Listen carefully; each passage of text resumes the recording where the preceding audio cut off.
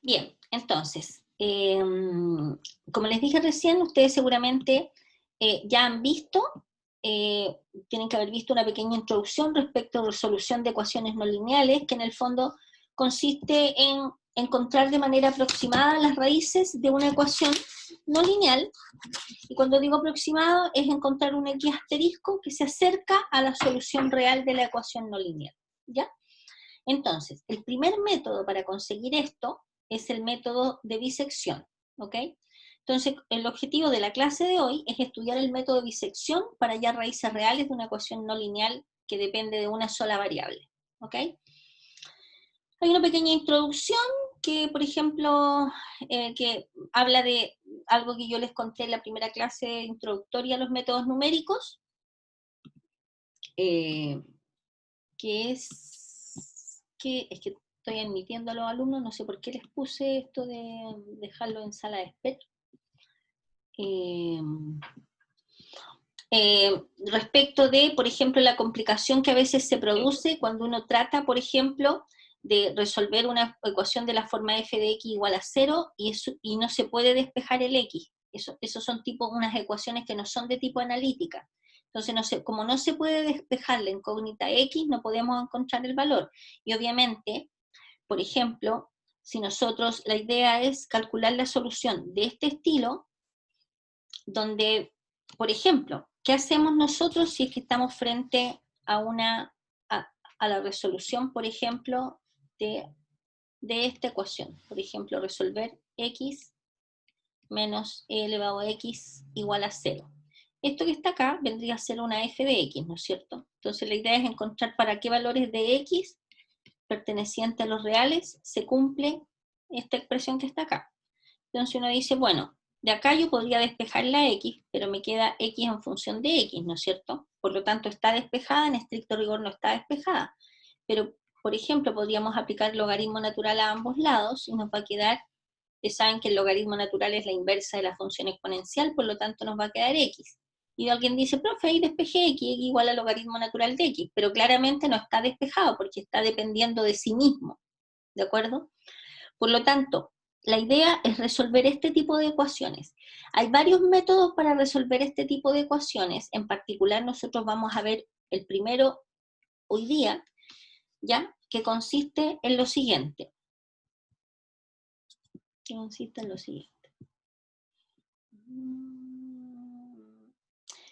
lo siguiente. Supongamos que f de x es una función continua en un cierto intervalo cerrado a, b. Primero de ahí vamos a ver cómo nosotros, si es que nosotros no les entregamos el intervalo donde podría estar la raíz de la función f de x, cómo lo pueden encontrar, ¿ya?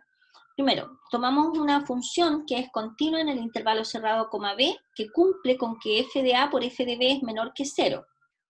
Entonces, por el teorema de Bolzano, conocido también como el teorema del valor intermedio, existe al menos un escalar alfa en ese intervalo abierto, tal que f de alfa es 0. A partir de ahí asumiremos lo que sigue, que la raíz en este intervalo es única, ¿ya? Entonces, vamos a ver, por ejemplo, ¿cuál es la idea gráfica de esta situación? Es la siguiente. Ahora voy a dibujar un poquito aquí en este espacio. La idea es la siguiente. Se supone, voy a hacer un eje Y, un eje X pequeñito. Si, por ejemplo, uno tiene una cierta función, esa función es nuestra f de x. Si uno encuentra, por ejemplo, un intervalo de A a B, tal que f de A, fíjense, f de A en este caso vendría a ser un número negativo, ¿cierto? F de A va a ser un número negativo. La imagen de este punto A es un número negativo. La imagen de este punto B es un número positivo, ¿cierto? F de B mayor que 0. Por lo tanto, cuando multiplicamos estos dos números, nos va a quedar algo negativo, o sea, cumple esta condición que está acá. ¿De acuerdo? ¿Qué es lo que pasa? Si tenemos que f de A es negativo y f de B es negativo, significa que las dos imágenes están abajo, ¿de acuerdo? Por lo tanto, eso no nos indica automáticamente que no hay ningún valor tal que la curva cruce para el otro lado. ¿Se fijan? Cuando f de A por f de B, la curva de alguna manera tiene que pasar de los negativos a los positivos o viceversa. Por lo tanto, hay un teorema que nos garantiza la existencia de un valor alfa que cumple que f de alfa tiene que ser 0. O sea, ¿qué estamos diciendo con eso? Que tenemos el teorema de Bolzano que nos garantiza la existencia de ese alfa. O sea, nosotros no andamos buscando algo que no existe. Existe un alfa que está en el intervalo abierto A, B, a partir del cual la gráfica tiene que pasar de un lado a otro. ¿De acuerdo? Y por eso es que hay que hacer este chequeo. Porque si no se cumple esta condición, significa que no hay un punto en ese intervalo tal que f de ese alfa sea igual a 0. Por lo tanto, el intervalo que hemos elegido, que estamos considerando, no nos va a servir, porque hagamos lo que hagamos, no existe un alfa en ese intervalo que cumple con esta condición, que es lo que andamos buscando. ¿Ok? Que es lo que andamos buscando resolver. ¿Ya? Entonces, el intervalo que nosotros consideramos se tiene que cumplir que f de A, la imagen de f evaluada en A por la imagen de f evaluada en B, tiene que ser un número menor que 0. ¿De acuerdo? Para que podamos garantizar que este alfa existe. ¿Ok? El método de disección aplicada a la función f de x para aproximar la raíz alfa que pertenece al intervalo abierto A, B, consiste en dividir sucesivamente el intervalo A, B por la mitad, hasta que la longitud del subintervalo que contiene la raíz alfa sea menor que alguna tolerancia especificada épsilon. Ya, ¿qué significa esto? Acá abajo voy a dibujar un... voy a explicarles esto, voy a dejar de compartir esto y voy a compartir la pantalla, la pizarra, perdón, para hacerles un dibujo de la situación. Hay compañeros que están en sala de espera. Oh, muchas gracias. Yo no sé cómo, por qué dejé activa, voy a tener que reprogramarla esto porque no sé por qué puse en sala de espera. Ya, gracias. Avísenme nomás porque me pongo a explicar y se me olvida. Ya, acá. Fíjense, nosotros vamos a tener aquí un...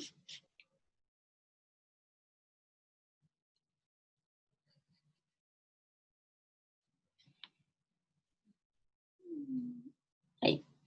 Tenemos un eje X y un eje Y, ¿ya? Supongo que hay una cierta función, ¿ya? Entonces, imagínense que tenemos, bueno, esta es la f de X y este es B. Ay, ya envía a alguien más que está tratando de ingresar, voy a dejar esta ventanita abierta. Ya. Supongan ustedes que tengamos esta situación. Hemos encontrado un intervalo, A, B, fíjense, acá en este caso, esto es f de A, o sea, es un número negativo, y la imagen de B es un número positivo. Por lo tanto, cumple que f de A multiplicado por f de B, multiplicado por f de B es menor que 0, ¿cierto? Multiplicado por f de B, esto es menor que 0, lo que implica que existe un alfa en el intervalo abierto A, B, tal que f de ese alfa nos da 0, que es lo que andamos buscando. No lo conocemos, entonces, ¿qué se hace? Uno empieza a achicar este intervalo, tenemos del intervalo A al intervalo B, ¿ya? Entonces, ¿qué es lo que hacemos?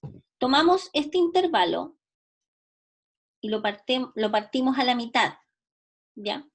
Entonces, vamos a suponer que por acá, aunque por acá está la mitad. A este puntito lo vamos a llamar x sub 1, ¿de acuerdo?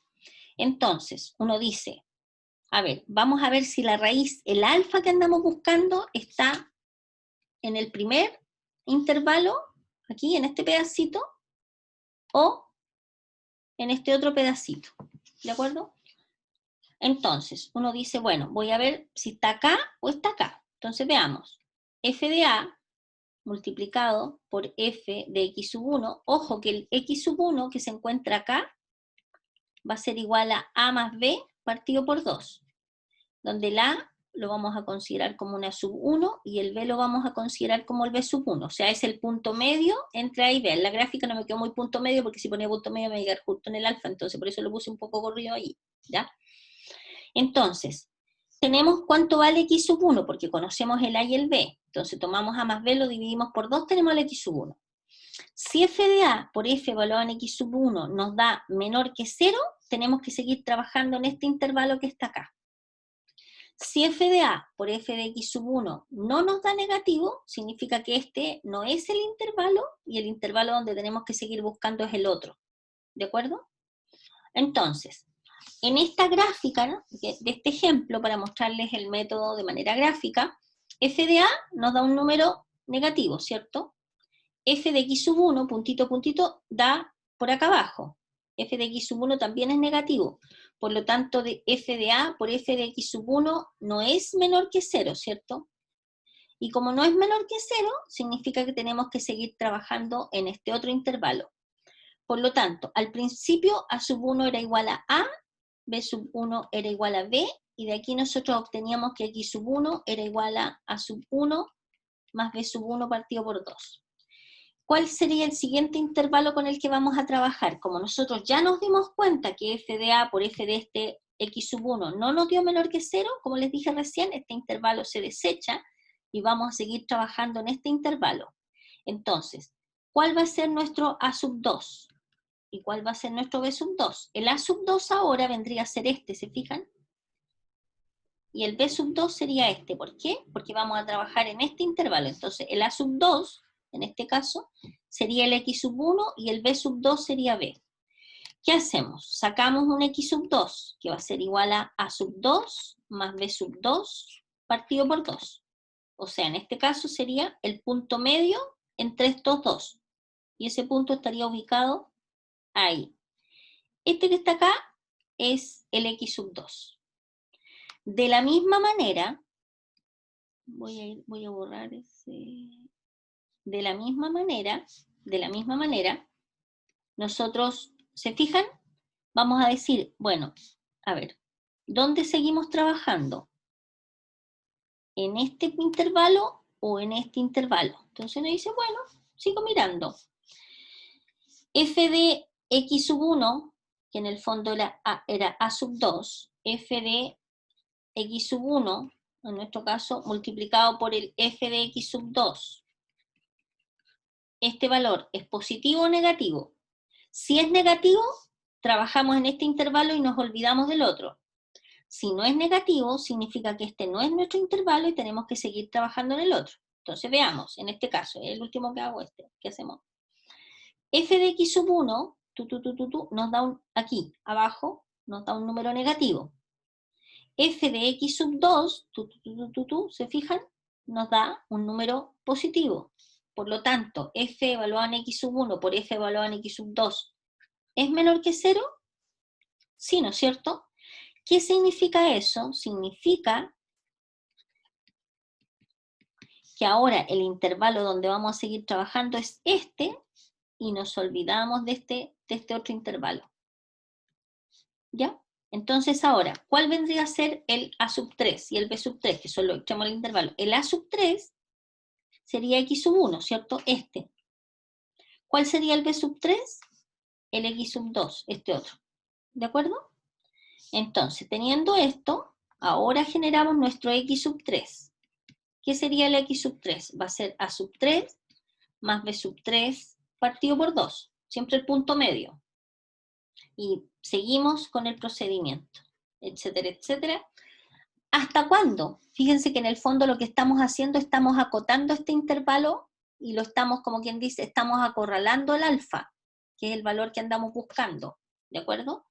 Hasta que empecemos a tener una cierta distancia que sea menor que un cierto épsilon, que va a ser la tolerancia que nosotros vamos a definir dependiendo del problema.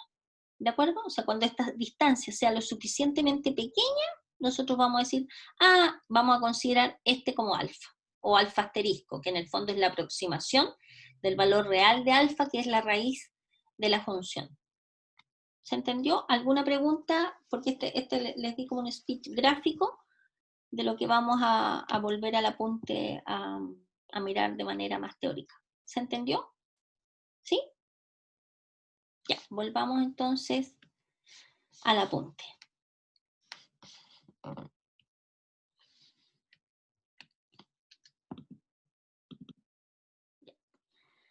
Bien. Entonces, fíjense que lo que acabamos de ver en la pizarra, esto que está acá, ¿se fijan? Es A1 más B1 partido por 2. La primera aproximación. Ahora, hay un elemento importante que es el siguiente. Dice, vamos a dividir sucesivamente el intervalo A, B por la mitad hasta que la longitud del subintervalo que contiene la raíz alfa sea menor que alguna tolerancia épsilon, ¿ya? Entonces, lo que hay que ir probando a cada instante es que la distancia sea menor que épsilon. Entonces, ahí empiezan a aparecer los distintos factores. Y acá, esto es importante.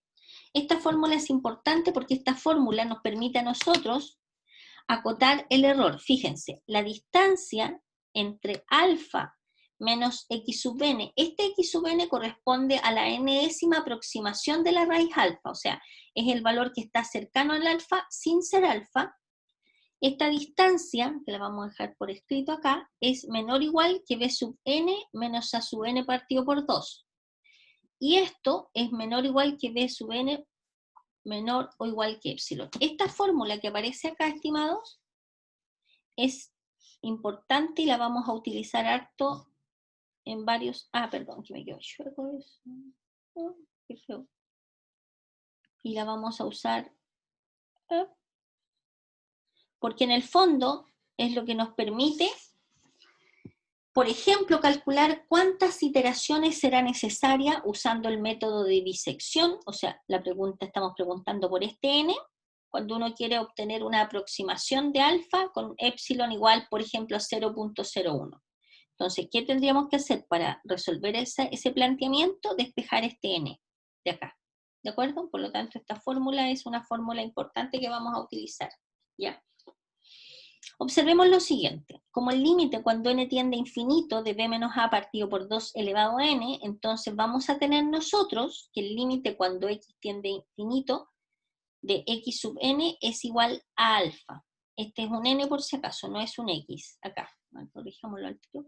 Límite cuando n tiende a infinito del x sub n, esto tiende a alfa. O sea, lo que estamos diciendo que la sucesión, fíjense que nosotros calculamos un x sub 1, calculamos un x sub 2, x sub 3, etcétera, etcétera. Lo que nos dice esto es que en algún minuto, cuando n tiende a infinito, esto que está acá va a tender al valor de alfa, que es lo que nosotros andamos buscando.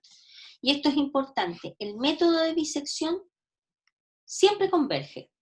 O sea, puede que tengamos que sacar, dependiendo del épsilon, muchos elementos de esta sucesión, como podamos sacar unos poquitos, pero siempre va a tender al alfa asterisco, que es la aproximación de alfa que nosotros andamos buscando. ¿De acuerdo? Siguiente observación. El número de iteraciones necesarias para obtener una aproximación de la raíz alfa menor o igual que la tolerancia épsilon. Esta observación 2 es lo que ya les había dicho acá.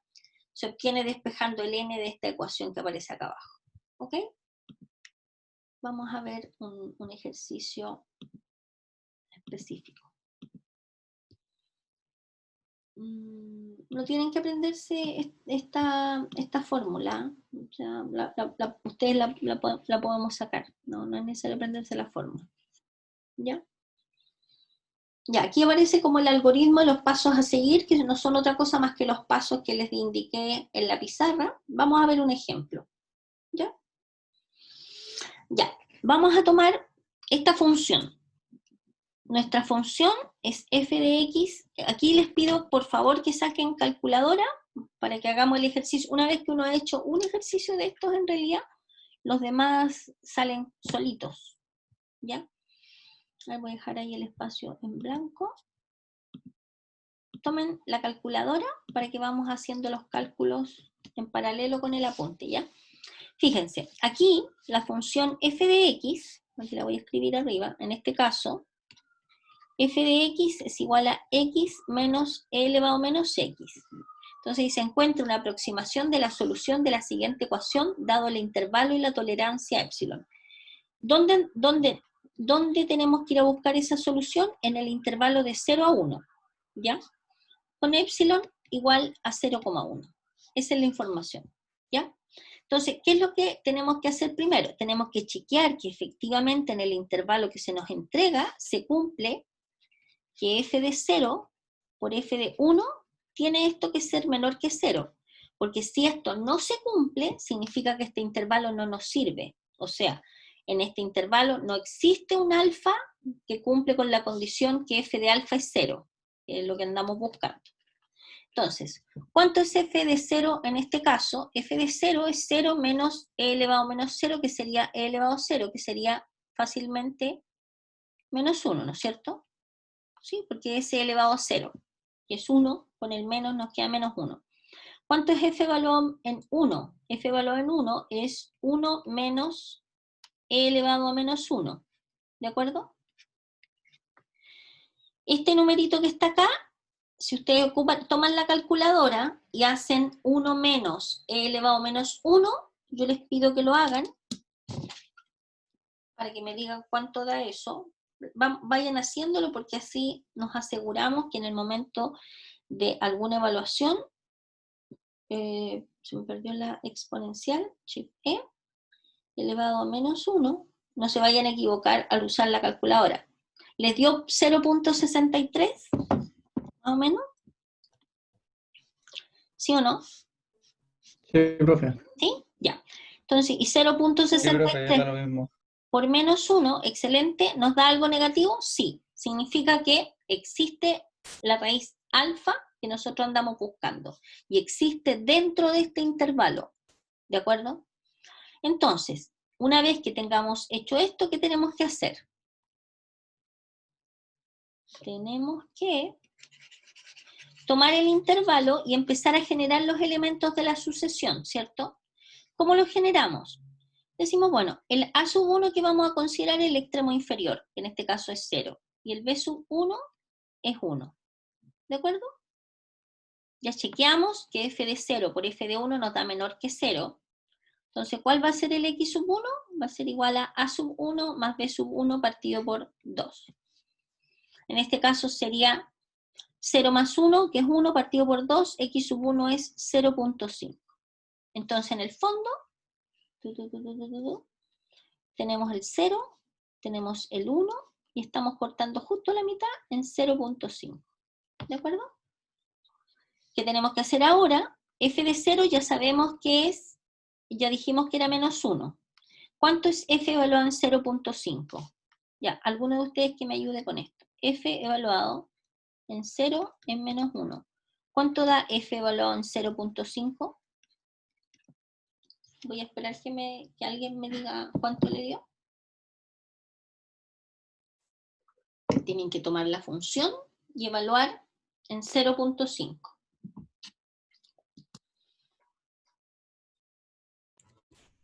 Menos 0,11. ¿Menos 0,11? Sí. ¿Lo corrobora alguien más? Necesito por lo menos uno de ustedes que me diga sí. ¿Sí? Ahí ¿Le da dio lo lo mismo? mismo. Ya. Sí, profe, lo mismo. Entonces, dio negativo este, por lo tanto, la multiplicación de los dos, f de 0 por f en 0.5, no nos dio menor que 0, ¿cierto? Porque si este es negativo y este es negativo, el producto nos da positivo. Luego, el a sub 2 y el b sub 2, fíjense, lo que acabamos de hacer es decir, este no es el intervalo donde tenemos que seguir buscando, sino que es este otro. Entonces, la sub 2, el extremo inferior va a ser 0,5 y el b sub 2 va a ser 1. Y chequeamos. ¿Cuánto es f en 0,5? Vimos que era un número negativo, ¿cierto? ¿Cuánto es f evaluado en 1? F evaluado en 1 es 1 menos e elevado a menos 1. ¿Y eso cuánto nos da? ¿Cuánto nos dio? ¿Positivo o negativo? Positivo. nos dio positivo. Entonces, positivo o negativo, no es necesario chequearlo, porque si no se cumple esta, significa que el intervalo, pero lo chequeamos igual. ¿De acuerdo? Por lo tanto, estamos bien acá. Luego el x2 va a ser igual a A sub 2 más B sub 2 partido por 2. O sea que el x sub 2 va a ser igual a ¿cuánto? ¿Cuánto sería? 1.5 dividido en 2. ¿No está? 0.75, ¿cierto? 0.75. ¿Sí? ¿Ya? Y seguimos haciendo el mismo procedimiento. ¿Se entiende hasta ahora, más o menos, por lo menos los primeros pasos? ¿Sí? Voy a borrar.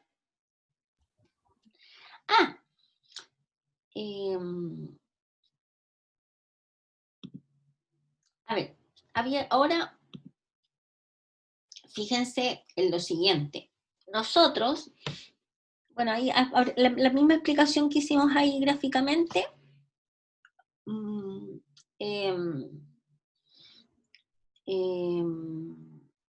a ver, vamos a bajar acá. A ver, hay una cosa importante, que es la siguiente. A ver, en lo que nosotros acabamos de hacer, nosotros comenzamos a llenar esta tablita, que vamos a volver a ella en un rato más, pero hay una cosa importante, que es lo siguiente. En el primer paso, nosotros chequeamos que f de 0 por f evaluado en 1 nos dé negativo, y eso nos garantiza que existe una raíz alfa en ese intervalo, ¿de acuerdo?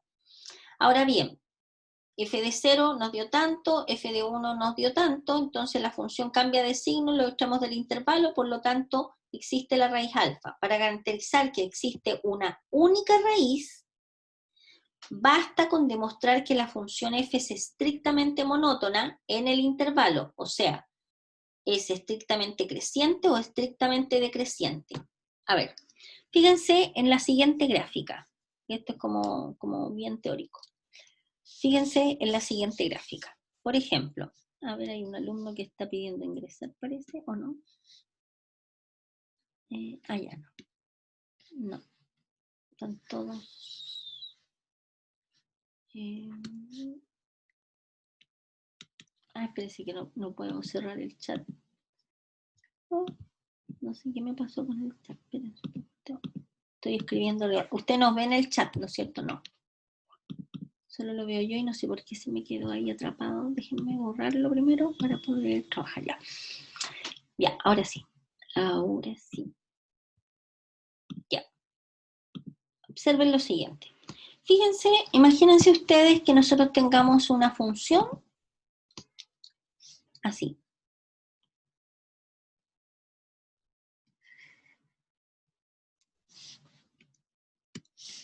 Del eje X, del eje Y.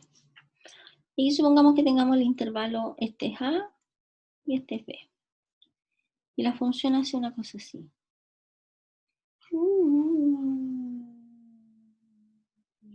Supongamos. Es una función súper válida, ¿cierto? ¿Qué es lo que pasa? F de A, si ustedes se fijan, nos da un puntito acá abajo. F de A, la imagen de A, la función es un número negativo, y la imagen de B es un número positivo. Y en este caso de esta gráfica, se cumple que f de A por f de B es menor que 0, ¿cierto? Entonces el teorema de Bolzano nos dice, existe un alfa en ese intervalo tal que f de alfa nos dé 0. ¿Sí? Porque de alguna manera, si de f de A f de B pasó que f de A era negativo y f de B dio positivo, en algún momento tiene que atravesar el eje X. Pero sucede, fíjense acá, que ahí hay un alfa 1, porque ahí f de alfa 1 nos da 0, hay un alfa 2, hay un alfa 3, hay un alfa 4 y hay un alfa 5. ¿Cuántas raíces tendríamos? En este caso de este dibujo serían 5. Entonces la idea es, por ejemplo, si se les pidiera demostrar que este alfa es único, lo único que tendrían que probar es probar que la función es estrictamente creciente o estrictamente decreciente en este intervalo. O sea, si ustedes observan en esta gráfica, de aquí para acá es creciente. Después decrece, después es creciente, después decrece, después es creciente. Entonces, la función en este intervalo ¿es estrictamente creciente o estrictamente decreciente? La respuesta es no, porque hay pedazos donde es creciente y pedazos donde es decreciente. ¿Se fijan? Entonces, para probar que ese alfa es uno solo, la función tendría que pasar esta situación. Que por ejemplo, si este es el A y este es el B, que la función haga así. Creciente, o para el otro lado, decreciente. Pero no puede ser las mezclas de las dos cosas, ¿de acuerdo? Entonces, cuando nosotros hemos probado que la función es estrictamente monótona, o sea, o estrictamente creciente o decreciente en el intervalo, lo que hemos probado es la unicidad de la raíz o solución, unicidad de la raíz alfa, o sea, lo que hemos probado es que existe una única. Entonces la pregunta es, ¿cómo se prueba que existe una única raíz? ¿Cómo se prueba que una función, esto es como recordando un poco de cálculo 1, ¿cómo se prueba que una función es estrictamente creciente o estrictamente decreciente en un intervalo?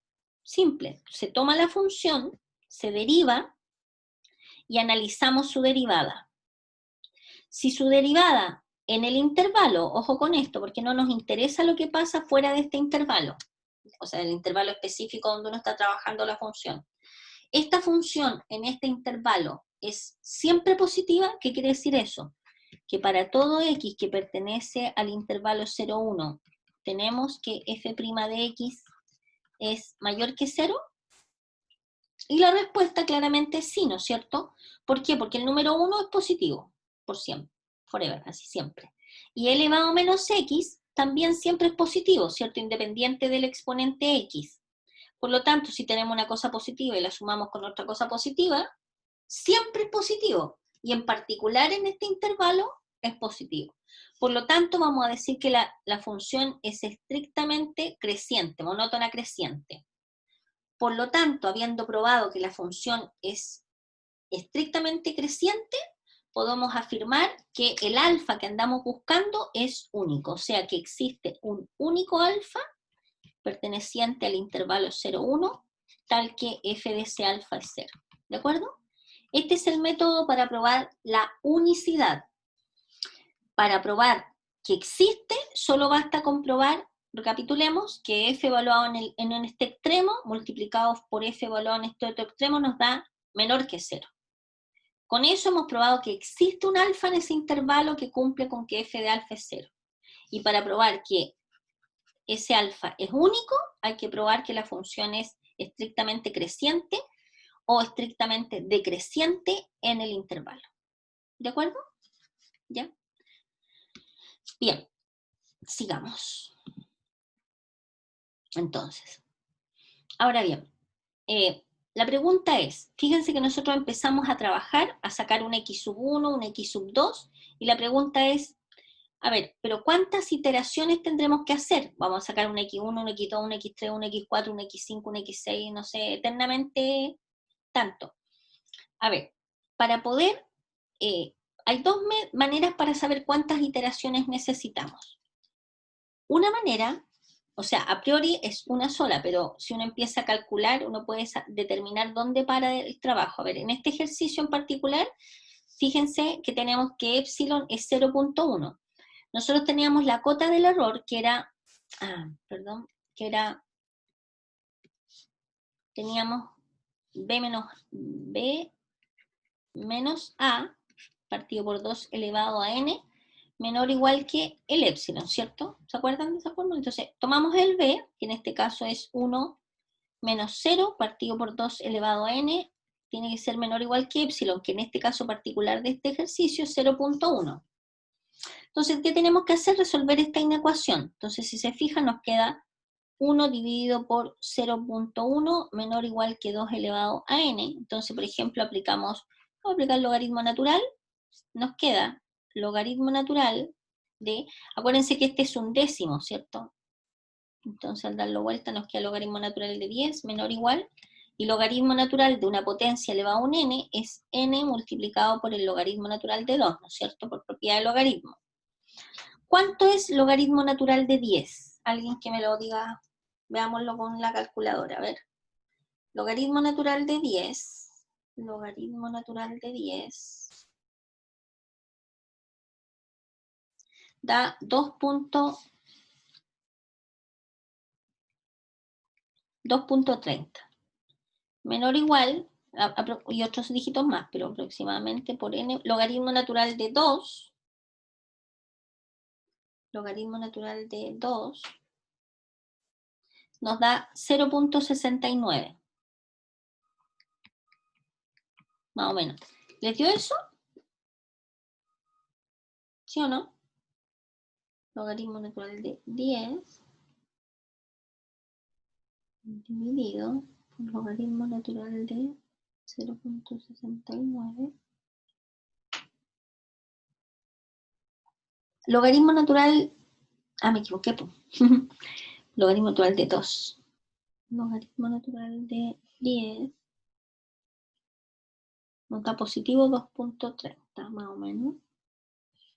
Y logaritmo natural de 2 nos da 0.69. ¿Ya?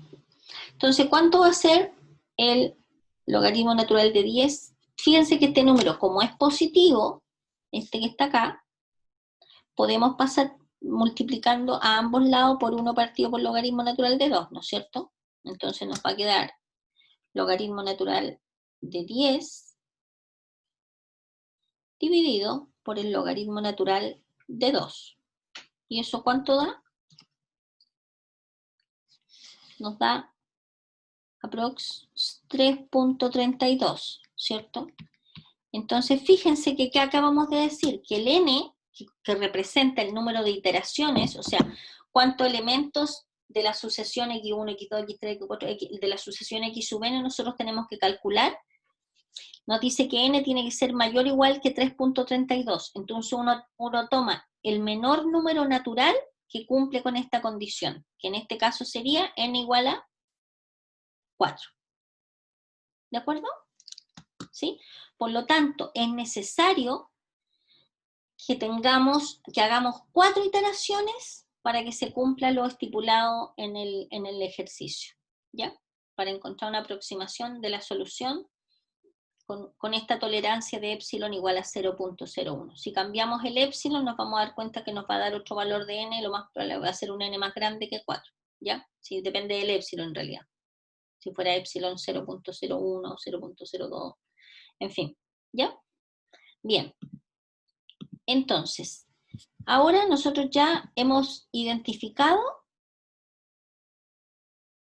cuántas iteraciones tenemos que hacer. 4.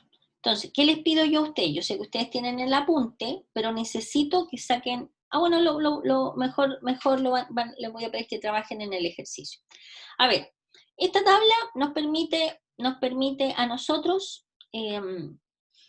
visualizar, primero, fíjense, el A sub 1 es 0, que era el extremo, el A sub B sub 1 es el 0,1, ¿cierto? Que era el intervalo original que habíamos considerado. Sacamos el punto medio, A sub 1 más B sub 1 partido por 2. Tomamos F evaluado en A sub N, nos dio menos 1, A sub 1, perdón. F evaluado en B sub 1, nos dio esto que está acá. ¿De acuerdo? Entonces, la multiplicación de estos dos nos dio, sabíamos de antemano que era negativa. ¿Cuánto dio F evaluado en X sub 1? O sea, F en 0.5, este que está acá. Y después de eso nosotros calculamos B menos A partido por 2N. Y no, ¿para qué? Para darnos cuenta qué es lo que está pasando con el error. ¿Ya? Entonces, después que tenemos esto que está acá, fíjense, a mí por lo menos me resulta mucho más fácil. Parece que hay un alumno que está pidiendo ingresar, ¿parece o no? ¿O no? Parece que se fue. Lo dejé afuera. Bueno, si vuelve a ingresar, si ven a algún alumno que está tratando de ingresar al curso, me avisan para poder abrir el espacio. ¿Ya? Ya, en este caso particular, a mí me resulta mucho más fácil hacer una recta, dibujar una recta. y ahí empezar a poner los distintos valores. Por ejemplo, partimos en 0, en 1, tomamos el punto medio que era x sub 1, que era 0.5, ¿me entienden? Entonces el x1, y después ven si trabajan acá o trabajan acá, y de ahí marcan el x2, el x3, el x4, etc. ¿Qué significa? Que nosotros ya sabíamos que con m igual a 4, con 4 iteraciones íbamos a obtener la aproximación al alfa. ¿Qué significa eso? Significa que, fíjense, el x sub 4, que es este que está acá, que este es el x sub 4, corresponde a la aproximación del alfa asterisco que nosotros andábamos buscando. O sea, ¿qué significa eso? ¿Cuál es la interpretación de eso? Que en el intervalo entre 0 y 1, f de alfa asterisco tiende a 0, ¿ya? O sea, que esta es la aproximación de la raíz exacta alfa que hace que f de alfa sea 0. ¿De acuerdo? Y esta es la respuesta al ejercicio. ¿De acuerdo? Ya. Espero que se haya comprendido. Ahora les voy a explicar lo que van a trabajar ustedes ahora, que es lo siguiente. A ver, aquí hay ejercicios propuestos. En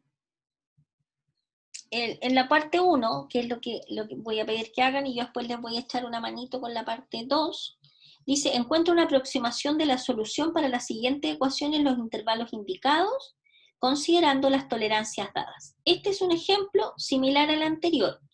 Yo preferiría que este lo dejen guardadito, lo trabajan en la casa, y mejor trabajen con este porque como aparece el logaritmo natural es más bonito, ¿ya? Entonces, ¿qué tienen que hacer acá? Parten con a igual a 2, b igual a 4, sacan el punto medio, ¿de acuerdo? Sacan el punto medio. Entre todo. Una cosa interesante, ¿cómo uno puede dejar de trabajar? Supongamos que no sepamos, a ver, voy a aprovechar el tiro de explicarles eso. Que no sepamos en qué momento dejar de trabajar. Por ejemplo, en el ejemplo anterior, en x sub 4, esa era la aproximación pedida y ahí dejamos el trabajo. Fíjense, ustedes van a sacar un x sub 1, que es un número conocido, van a sacar un x sub 2. Si ustedes toman la distancia entre x sub 2 menos x sub 1, y esa distancia es menor que 0.1, por ejemplo, que es el épsilon, que es la tolerancia, el error, entonces, si esto pasa, implica que el alfa asterisco, que es la aproximación que estaban buscando, va a ser igual al x sub 2. Y se acabó el ejercicio. Si esto no se cumple, ustedes tienen que sacar el x sub 3. Cuando sacan el x sub 3, de nuevo, toman la distancia entre el x sub 3 y el anterior y ven si esto es menor que 0.1. Si este es menor que 0.1, implica que el alfa asterisco es el x sub 3 y se acabó el trabajo. Si no se cumple eso, ¿me entiendes? Si no se cumple eso, siguen trabajando, sacan el x sub 4 y hacen la misma cosa, x sub 4 menos el anterior. Ven si esto es menor o no es menor que, menor o no menor. Si la guía está en reco, sí. No sé si Lorena la habrá subido, para ser bien sincera, pero en todo caso Sí, la subió. ¿La subió? Ya, genial. Ya, perfecto. Así que la respuesta para don Rocío es sí. Para don Rocío, para doña Rocío. Es sí, ¿ok? Ya, entonces, teniendo esto presente, ahí ustedes van diciendo, van comparando entre el que sacaron menos el anterior, el que sacaron menos el anterior, y cuando les dé que esa diferencia es menor que el épsilon que les dan, ustedes dejan de trabajar y esa sería su alfa asterisco. ¿Ok? ¿Ya? Ya. Perdón. Entonces ahora les voy a dar unos minutos a ustedes para que hagan, por favor, el B. O sea, que les pido que encuentren logaritmo natural de x más 2 igual a 0. El f de x acá es logaritmo natural de x menos x más 2. ¿De acuerdo? Entonces tienen que encontrar un alfa asterisco tal que f de alfa sea lo más cercano a 0. usando el método de disección. Este es A, este es B. El A es 2, el B es 4 y el épsilon es 0.1. Necesito que lo hagan para que después nos juntemos en unos 15 minutos y podamos ver si se entendió o no se entendió el método. ¿Estamos? ¿Ya? Bien. A trabajar. Reanudar la grabación.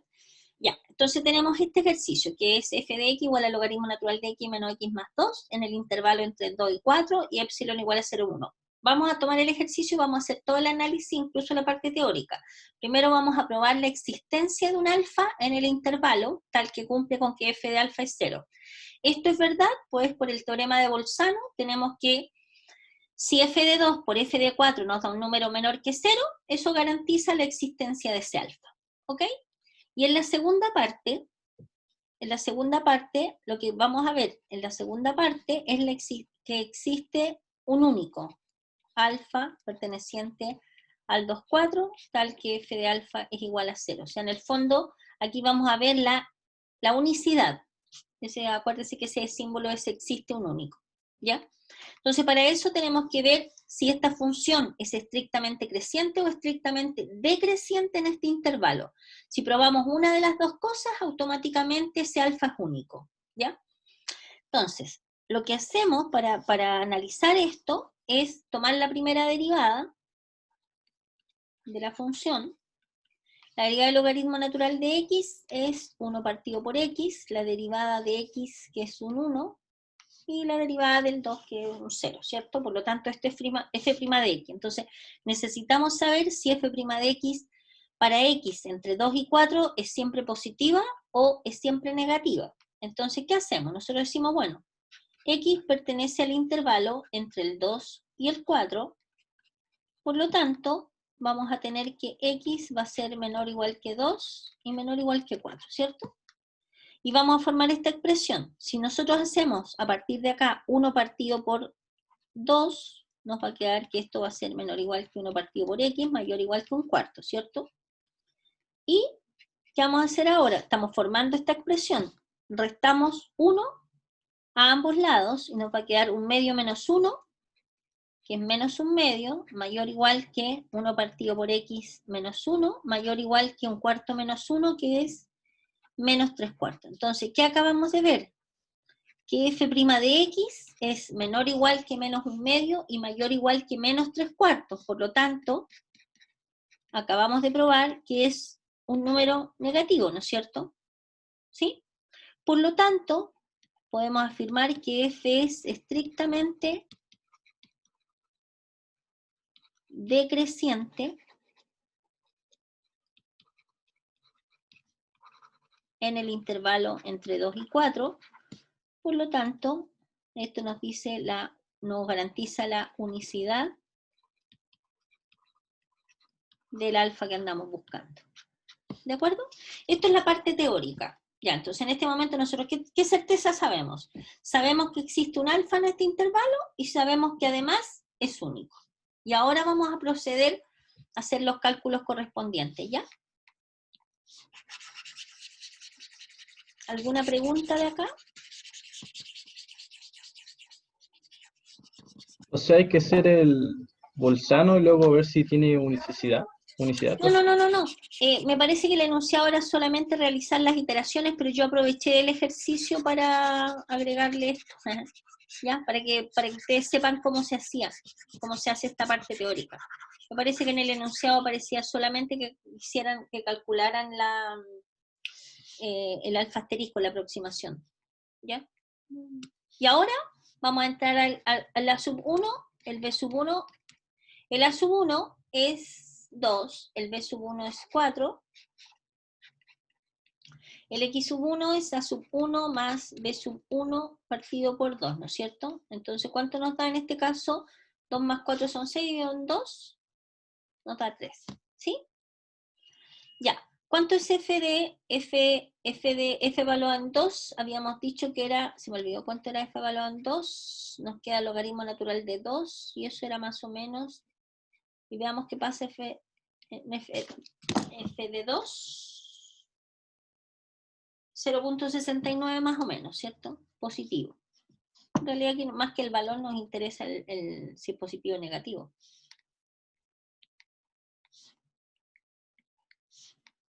Así que vamos a... Este es f de 2, era mayor que 0. ¿Cuánto es f evaluado en 3? Sería el logaritmo natural de 3 menos 1, ¿cierto? ¿Lo ven? Logaritmo natural de 3 menos 1. Y eso nos da 0. Nos da positivo también. ¿Qué significa eso? Que no está entre el 2 y el 3, sino que está entre el 3 y el 4. ¿Lo ven? O sea que la sub 2, o sea, lo que estamos, perdón por la línea tan chueca, entre el 2 y el 4. Calculamos la mitad del 3. Entonces nos dimos cuenta que aquí no era, porque f de 2 y f de 3 nos dan los dos positivos, por lo tanto este intervalo no es. Por lo tanto, ¿dónde es? Va a ser en el otro, no necesitamos chequearlo, es acá. ¿Ya? Entonces, ¿cuál sería la sub 2? El límite sería 3 y el b sub 2 es 4. ¿Sí? ¿Ya? Porque si no en uno, tiene que ser en el otro, porque ya vimos que existe el alfa en este intervalo, por lo tanto está acá o está en el otro lado. Entonces, ¿cuál sería el x sub 2? Va a ser igual a sub 2 más b sub 2 partido por 2. O sea, sería 3 más 4, 7 partido por 2, sería 2.5, ¿cierto? ¿Sí? O sea, perdón, algo hice mal. 4, 5, 6, 7 dividido en 2, perdón, 3,5. 3.5. Y obviamente tiene que estar en este intervalo. ¿Ya? 3.5. O sea, ahora estamos acá. Y tenemos que visualizar si es este pedacito o este otro pedacito. ¿Sí? El A sub 3, el B sub 3, ¿cuánto dio la sub 3? Perdón, ¿cuál sería la sub 3? Veamos ahora si este está en... ¿Cuánto es f evaluado en 3.5? F evaluado en 3.5 nos da, para ver si es positivo o negativo, ¿alguien lo calculó? 3.5 menos 3.5 más 2 menos 0. Nos da menos 0.24. No importa mucho el valor, que es negativo. F evaluado en 3.5 es negativo. F evaluado en 3, fíjense, y ya sabemos que es positivo. F evaluado en 3 es positivo, F evaluado en 3.5 es negativo, por lo tanto tenemos que seguir en este pedacito. ¿Se fijan? Entonces, ¿cuál sería la sub 3? 3, y el otro es 3.5. Y sacamos el siguiente, que sería el x sub 3, que va a ser 3 más 3.5, dividido en 2. Y eso nos da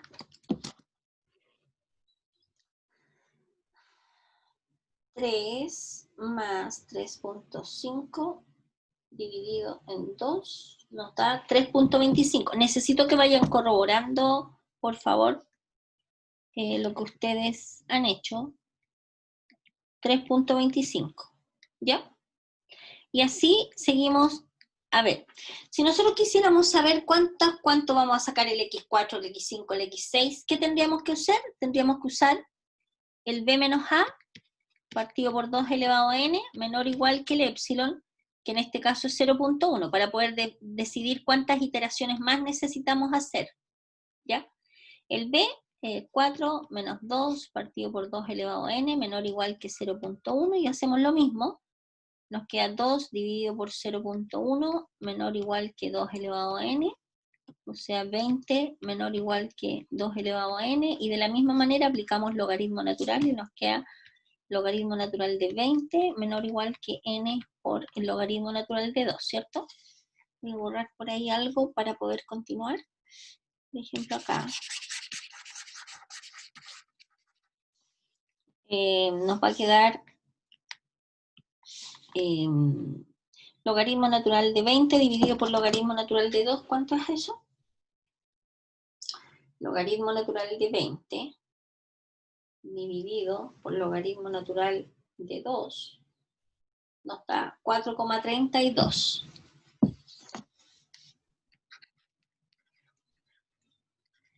Por lo tanto, ¿cuánto implica el n que tenemos? ¿Cuántas iteraciones tenemos que hacer? Acuérdense que el n es un número entero, el primero.